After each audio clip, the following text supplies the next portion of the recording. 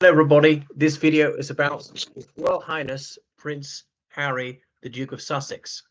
There's a court case ongoing in which he claims that he ought to have taxpayer-funded security because his life is in danger in the United Kingdom without it. If his life is in danger in the UK, why did you come back? Stay in Montecito, California, where you're safe from assassins and those snakes of journalists. I mean, in case you didn't know, there are journalists in the USA as well.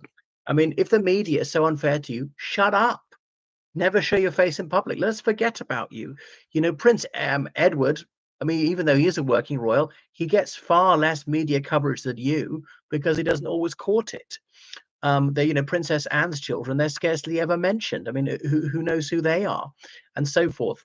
But so Prince Harry, it's just gone over 5 years since he bowed out of the royal family. It was just before coronavirus struck, and he shifted to Canada and then the United States with his good wife Meghan. They had the one child. They had Archie at that stage.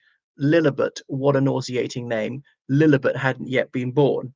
Um, so he claims that he should get taxpayer-funded security in the United Kingdom. But the royal family, you can't be half in or half out. He's not a working royal, and yes, he has those titles.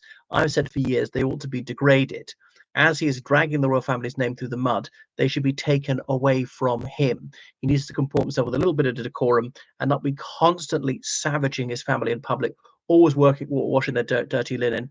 He's proven yet again just how thick he is. And it was he cheated in his A levels, like he got his art teacher to do his A level art coursework for him, and the recording came out of that. It was even played in court. Privilege, he's against privilege. So why were all his grades not rescinded? Anyway, it's staggering, it's sickening, it's saddening as well that he gets away with this. If it's so dangerous in the United Kingdom, don't come. I can guarantee you, you're not wanted. So he needs loads of armed guards. He showed up with 2 bodyguards paid for by himself, proving that it's not dangerous. Otherwise, he wouldn't come.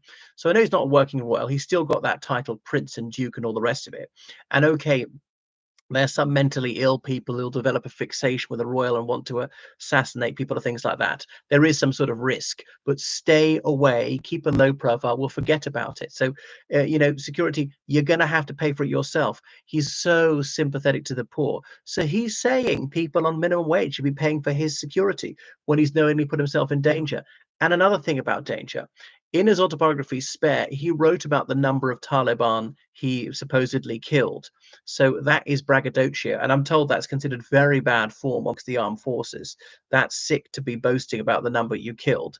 And I don't know whether it's true or not. We know that he's lied about a lot. He misremembers a lot about where he was when he found out his great grandmother, the late Queen Mother, died. No, he was not at Eton. He was on a skiing holiday. Another provable lie. Anyway, and the Taliban now, there's a crosshairs on him and his children. I don't want there to be, but you've provoked them again, right? And I know you're legally entitled to publish this number of Taliban you killed, but is it wise to do so? Sometimes it's better to hold your peace. You should keep your counsel. Yes, you have the right to do so, but it's not always wise or moral to express yourself to the uttermost, to exercise all rights. I have this right and I'll choose not to exercise it, and so on.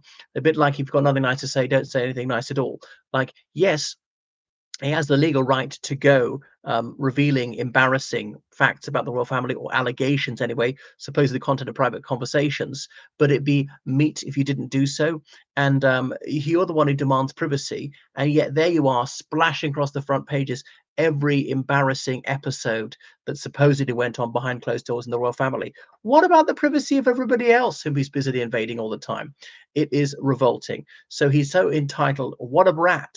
As he's not willing to do any royal duties. No, you don't get any security paid for it. He said, well, it's not just the paying for it, is they have access to whatever real time security about assassination plots and things like that. And don't come. There's absolutely no need for him to be here. He wasn't going to testify, so he wasn't going to give evidence. He should stay away, and then the lawyers could do it, and there'd be no risk to him.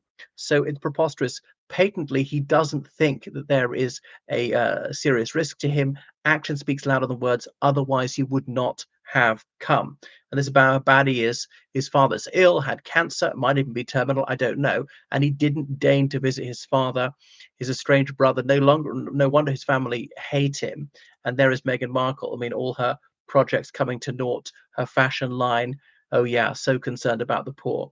So there's Prince Harry. I really hope that the Trump administration deports him. But the United Kingdom does not want him back. Could he please be dropped off halfway across the Atlantic? He might be foisted on Canada.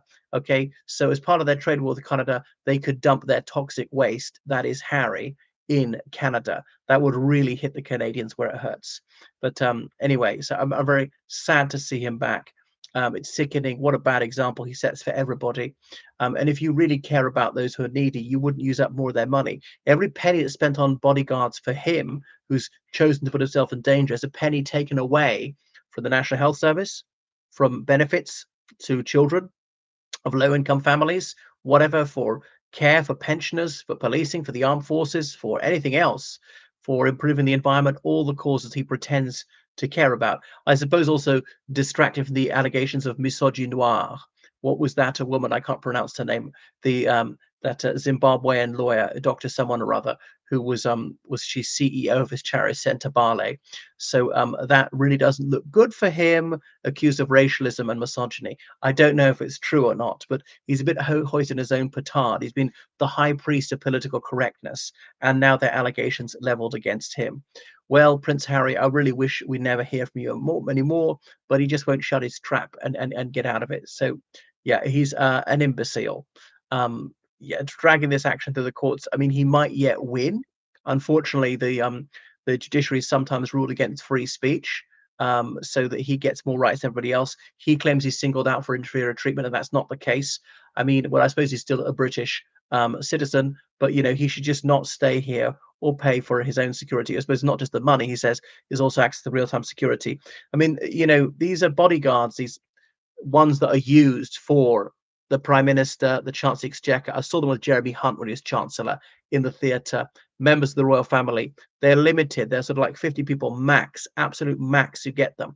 The former prime minister gets them for life, former home secretary, and I think that's it. In the old days, the former Northern Ireland secretary, because even if you had only one bodyguard of the person, 8-hour shifts, you need at least 3 of them, and plus take into account they've got to have days off. Some of the times they go on holiday, sometimes they're ill, so that's at least 5 people to provide even one bodyguard at any one time. So the cost is very high. These are often very experienced ex-soldiers, ex-police officers. So they have to have quite a high salary to keep them motivated.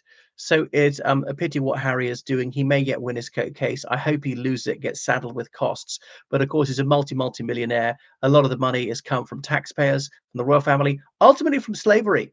The Royal African Company, King James II, I think King Charles II, they were both presidents of the Royal African Company. And what was their stock in trade? It was human beings. Right.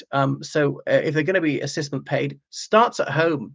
Restorative justice, disgorge your ill-gotten lucre and give it back to the people of the continent you pretend to care so much about.